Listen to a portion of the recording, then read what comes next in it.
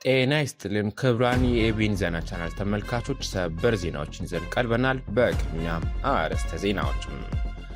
ኤርትራ የ2026 የተባበሩት መንግስታት የሰብአዊ መብት ምክር ቤት ማህበራዊ ፎረም ሊቀመንበር ሆና መሾሟን ዩኤን ዎች አወገዘም።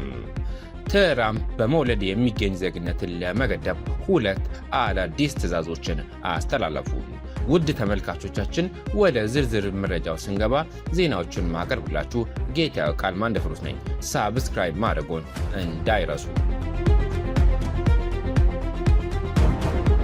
ኤርትራ የ26 የተባበሩት መንግስታት የሰብአዊ መብት ምክር ቤት ማህበራዊ ፎረም ሊቀመንበር ሆና መሾሟን ዩኤን ዎች አወገዘም። የተባበሩት መንግስታት ድርጅት እንቅስቃሴዎችን የሚመለከተው ዩኤን ዎች ኤርትራ የ26 የተባበሩት መንግስታት ድርጅት የሰብአዊ መብት ምክር ቤቶች ማህበራዊ ፎረም ሊቀመንበር ሆና መሾሟን አወገዘም። ተቋሙ ውሳኔውን በዓለም ላይ ካሉ ክፉ አፋኝ አምባገነናዊ ስርዓቶችን አንዱን ሰብአዊ መብቶችን የማሳደግ ኃላፊነት ያለበት አካል ኃላፊ ማድረግ አስነዋሪ ቀልድ ነው ሲሉም ትላንትና ባወጣው መግለጫ አስታውቀዋል። በመግለጫው በከባድ የሰብአዊ መብት ጥሰቶች የሚከሰሱ ሰዎች ዋና ዓላማው ሰብአዊ መብቶችን መጠበቅና ማሳደግ የሆኑ ጠቃሚን እንዲመሩ እየተደረገ ነው ሲሉም ሄሌን ኖየር ገልጸዋል። በትግራይ ጦርነት ወቅት የኤርትራ ወታደራዊ በሰሜን ኢትዮጵያ ክፍል አጎራባች አካባቢዎች ላይ ወረራ በማካሄድ በመድፈርና ንብረት በመዝረፍ ተሳትፏል በሚል ክስ አሜሪካ በኤርትራ ላይ ማዕቀብ እንደተጣለባትም መግለጫው አስታውሷል። የኤርትራ መንግስት ዜጎችን የብሔራዊ አገልግሎት እንዲሰጥ የሚያስገድድ ተቃዋሚዎችና ጋዜጠኞችን ያለ ፍርድ ለዓመታት የሚያስርና የሃይማኖት ጭቆና የሚያሳድር ነው ሲሉም መግለጫው አስፍሯል። ይህ የሰብአዊ መብቶች ምክር ቤት የራሱን መመዘኛዎች በማክበር ረገድ የሚያሳየው ስር የሰደደ ውድቀት የቅርብ ጊዜ ማሳያ ነው ያሉት ዋና ዳይሬክተሩ ምክር ቤቱ በተደጋጋሚ የሰብአዊ መብት ጥሰት የሚፈጽሙ አካላት ተጽዕኖ የሚፈጥሩ ቦታዎችን እንዲዝ ፈቅዷልም ብለዋል። ኖየር ይህን ድርጊት የተባበሩት መንግስታት የሰብአዊ መብት አጠባበቅ ስርዓት ላይ አጠቃላይ ታማኝነት ይበልጥ ይሸረሽራልም ሲሉም አክለዋል። የተባበሩት መንግስታት ሰብአዊ መብቶች ከፍተኛ ኮሚሽነር ቮልተር ቱርክ ይህንን ሹመት ያለምንም መዘግየት በይፋ እንዲያወግዙ እንጠይቃለን ሲሉም ዋና ዳይሬክተሩ ጥሪ አቀርበዋል። በተጨማሪም በተለይ እንደ ፈረንሳይ፣ ዩናይትድ ኪንግደም፣ ኔዘርላንድ፣ ጣሊያን፣ ስፔን፣ ብራዚል፣ ጃፓንና ስዊዘርላንድ ያሉ የተባበሩት መንግስታት ድርጅት የሰብአዊ መብት ምክር ቤት አባል ሀገራት የኤርትራን ሊቀመንበርነት የሚቃወም አፋጣኝ የጋራ መግለጫ እንዲያወጡ እንጠይቃለን ብለዋል። እነዚህ መንግስታት ይህን ሹመት እንዲሻር መጠየቅና በኤርትራ አመራር ስር የሚካሄድ ማንኛውንም ሂደቶች ህጋዊነት እንደማይሰጡ ማሳወቅ አለባቸውም ሲሉም ዋና ዳይሬክተሩ ተናግረዋል። በፈረንጆቹ ጥቅምት 29ና 30 ቀን 2026 በጄኔቫ በሚካሄደው የተባበሩት መንግስታት ማህበራዊ ፎረም ዓለም አቀፍ ትብብርና አንድነትን ማሳደግ ላይ ትኩረት ያደረገ ነው ተብሏል። ትራምፕ በመወለድ የሚገኝ ዜግነትን ለመገደብ 2 አዳዲስ ትዕዛዞችን አስተላለፉ። ፕሬዚዳንት ትራምፕ 2 አዳዲስ ትዕዛዞችን በማስተላለፍ በመወለድ የሚገኝ ዜግነትን ለመገደብ የሚያደርጉትን ሙከራ ቀጥለዋል። የአሜሪካ ጠቅላይ ፍርድ ቤት ትራምፕ በመወለድ የሚገኙ ዜግነትን ለማስቀረት ያደረጉትን ሙከራ ውድቅ ቢያደርጉም ፕሬዝዳንቱ ትላንትና ያስተላለፉት ትዕዛዝ ከዚህ ይቃረናል። ትራምፕ ትላንትና ከፈረሙት ትዕዛዝ አንዱ የአሜሪካ ዜጋ ያልሆኑ ሰዎች ልጆቻቸው ዜግነት እንዳያገኙ የሚያደርገውን አሰራር ትርጓሜውን የሚያሰፋ ነው። ሁለተኛው ትዕዛዝ ነፍሰ ጡር ሴቶች ለጉብኝት ሄደው እዚያው በመውለድ ልጆቻቸው ዜግነት የሚያገኙበትን አሰራር ይመለከታል። ትራምፕ ከዓመታት በፊት መተግበር የነበረበት ቢሆንም አሁን እያደረግነው ነው ብለዋል። ሰነድ አልባ ስደተኞች በአሜሪካ የሚወልዳቸው ልጆች የአሜሪካ ዜግነት እንዳያገኙ ለማገድ ትራምፕ ያደረጉት ጥረት ጠቅላይ ፍርድ ቤት ውድቅ ማድረጉን ተችተዋል።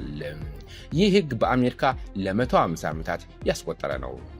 ክፉ የሆኑ የውጭ አካላት የአሜሪካን ደግነት በመበዝበዝ ዜግነት ለማግኘት መሞከራቸውን ለማስቆም አስተዳደራችን ይሰራልም ብለዋል።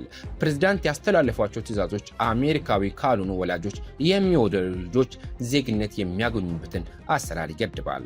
ከወላጆች አንደኛው የውጭ ሀገር የሽብር ቡድን አባል ከሆነ፣ የውጭ መንግስታት መስሪያ ቤት ሰራተኛ ከሆነ፣ በማጭበርበር ዜግነት ለማግኘት ከመሞከሩ ወይም በአሜሪካ የሚኖሩት ያለ ፌዴራል መንግስት የዜግነት እውቅና ሳይሰጣቸው ከሆነ ልጆቻቸው የአሜሪካ ዜግነት አያገኙም ብለዋል። በአሜሪካ የሚወለዱ ሰዎች ዜግነት የማግኘት መብት አላቸው። የትራምፕ አስተዳደር ይህን ለመቀልበስ በተደጋጋሚ ጥረቶች አድርጓል። በአሜሪካ መወለድ የሚያስገኘው የዜግነት መብት ሩሲያና ቻይና እየበዘበዙ ነው ሲሉም ትራምፕ ከሰዋል። ነፍሰ ጡር ሴቶች ወደ አሜሪካ ለቱሪዝም በመጓዛቸው በመቶዎች የሚቆጠሩ ልጆች በአሜሪካ መወለዳቸውን ፕሬዝዳንት ትራምፕ ተናግረዋል።